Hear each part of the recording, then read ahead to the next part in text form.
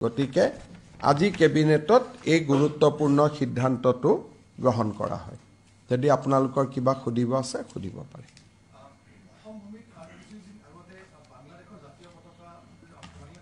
হয় শ্ৰীভূমি জিলাত কংগ্ৰেছ দলৰ এখন বৈঠকত বাংলাদেশৰ জাতীয় সংগীত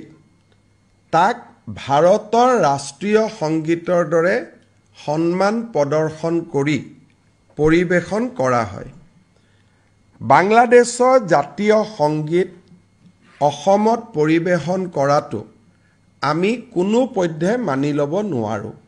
সেই কাৰণে শ্ৰীভূমি জিলাৰ কংগ্ৰেছ সদস্যসকলৰ ওপৰত ৰাষ্ট্ৰদ্ৰোহৰ গোচৰ ৰুজু কৰিবৰ বাবে আমি অসম আৰক্ষীক নিৰ্দেশ দিছো আৰু তেওঁলোকৰ ওপৰত আমি এপ্ৰোপ্ৰিয়েট সেকশন অফ লজ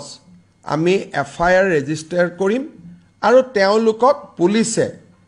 আইনৰ প্ৰভিজন অনুসৰি তেওঁলোকক গ্ৰেপ্তাৰো কৰিব আৰু তেওঁলোকৰ ওপৰত আইনী ব্যৱস্থা গ্ৰহণ কৰিব